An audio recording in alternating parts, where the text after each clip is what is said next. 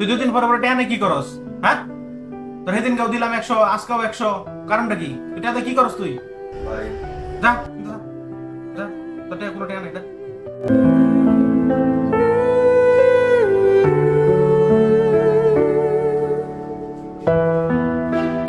আসলে কি টাকাটা কি করে, কি আসলে নষ্ট হয়ে গেল নাকি আসলেই তার প্রয়োজন বুঝতেছি না। বিষয়টি দেখা দরকার। এই তো সে কি করে।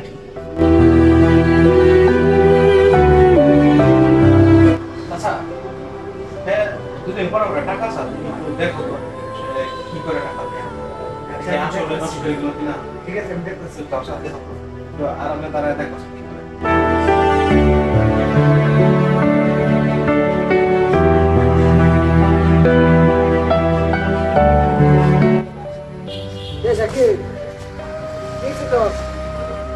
মানে কাকা কি বলেছে না তো?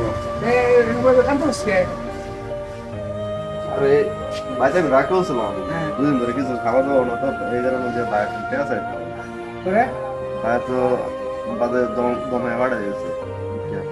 আচ্ছা তুই বউ আমি দেখতেছি আমি আর কাছে, হ্যাঁ তুই বোঝাস না। কি দেখলা?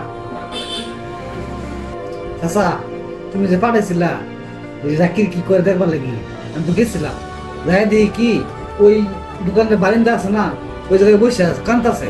তখন দেখে আমার খুব কষ্ট হলো, জিজ্ঞাসা করলাম কি কিছে তোমার কান্দোকের লেগে। তো কাকা আমি 2 দিন ধরে বাইক লাগাই করে 2 দিন ধরে খাওয়া দাওয়া করি না, তো এই জন্যই আমি মানে পেটে খিদে কান্দাছি। ভাইয়ের কাছে গেছিলাম টাকার জন্য, 100 টাকা দিত, ভাইও দিল না, তো মুখে পাঠাই দিছি।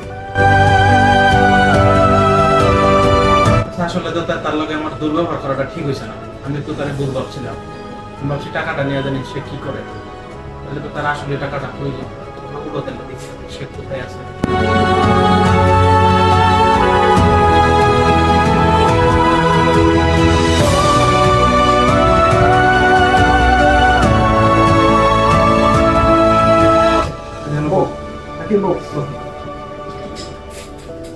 তুমি যে 2 দিন ধরে খাও না, তুমি তো আমার খুলে বললে পারতা।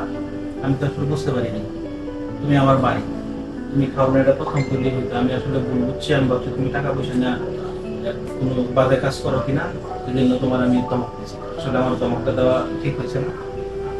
ঠিক আছে, আমি তাহলে